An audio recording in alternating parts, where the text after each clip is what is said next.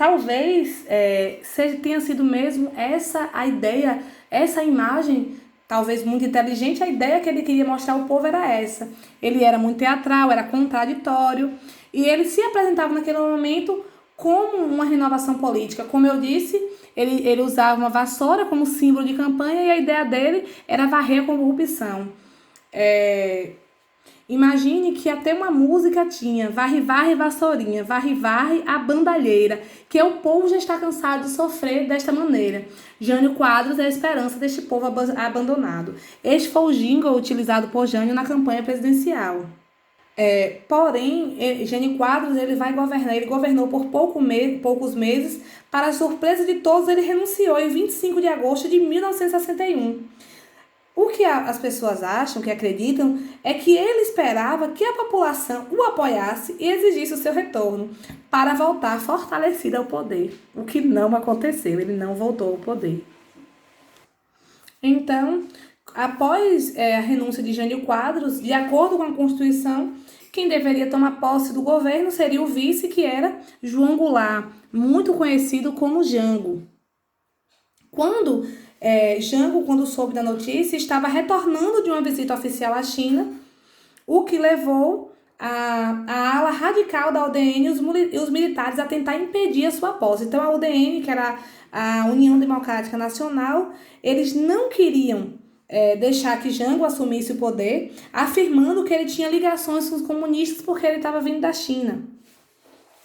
Mas, em resposta, foi promovida uma campanha pela legalidade em apoio à posse de Jango. Depois de uma crise que dura vários dias, chegou-se a um acordo. Jango concordou em assumir a presidência em um sistema de parlamentarismo. De uma certa forma, nesse momento, aqui tá vendo aqui a gente ainda fala do movimento de legalidade, tem aqui no slide para vocês, e a solução seria um parlamentarismo. Imagine, a gente percebe que foi um golpe de Estado para Jango, já que ele era o vice e que legalmente ele tinha o direito de assumir o poder como presidente, ele teve que aceitar o parlamentarismo, ou seja, ele não podia governar sozinho.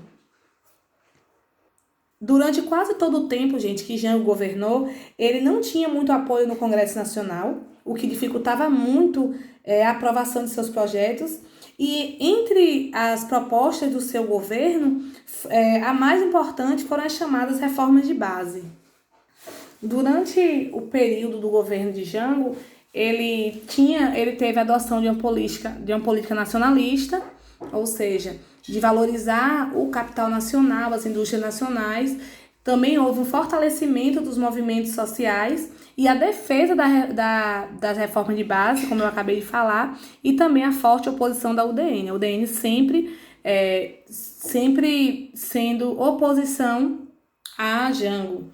Essas reformas de base, que era a ideia de Jango, tinham como proposta a reforma agrária. Aí está claro que a reforma agrária nunca agradaria aos grandes latifundiários, aos mais ricos, né?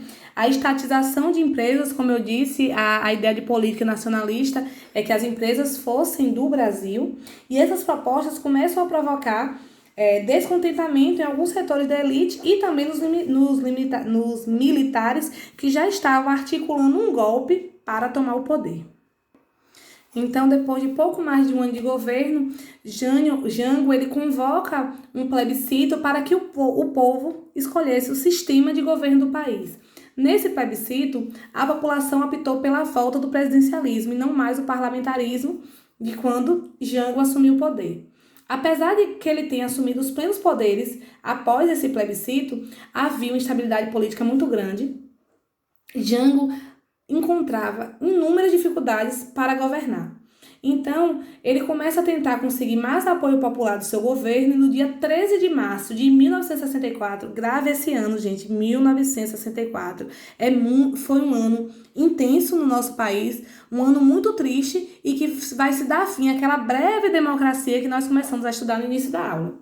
Jango, ele fez um grande comício, foi chamado lá na Central do Brasil, no Rio de Janeiro, reafirmando seu compromisso com as reformas de base. Lembra que eu falei que Uma das ideias da reforma de base era a reforma agrária, e o que seria desapropriar as grandes fazendas improdutivas. É claro que a elite não iria aceitar. Então, ele anuncia as primeiras desapropriações de fazendas para iniciar a reforma agrária. Esse comício teve uma grande repercussão na mídia.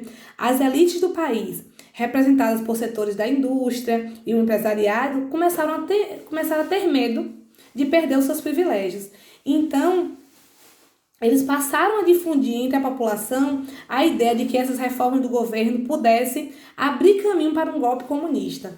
Eu não sei porque tanto medo desse comunismo que eles falam, mas a ideia era que, nesse momento, eles começaram a dizer que se Jango continuasse no poder, o Brasil se tornaria um país comunista. Então, é nesse momento de intensa agitação, muitos políticos de direita, setores conservadores, olha, gente, qualquer semelhança é mera coincidência com as coisas que acontecem no nosso país. Mas vamos lá. Os políticos de direita, setores conservadores da sociedade, eles começam a alardear que só uma intervenção militar poderia conter o comunismo e salvar a democracia. Imagine, gente, uma intervenção militar salvar a democracia, mas foi essa a ideia. Então, nesse clima de temor generalizado, ocorreram diversas manifestações da sociedade civil no país inteiro, e uma das maiores ocorreu na cidade de São Paulo, no dia 19 de março de 1964, que foi a Marcha da Família com Deus pela Liberdade. Eu não sei por que eles utilizam o nome de Deus para movimentos como esse, mas o nome foi esse, Marcha da Família com Deus pela Liberdade. Eles pediam nesse momento uma intervenção militar no país. Essa marcha reuniu aproximadamente 500 mil pessoas nas ruas para protestar contra o governo de Jango. Houve marchas também no Rio de Janeiro e em outras capitais do país, com um grande número de pessoas também.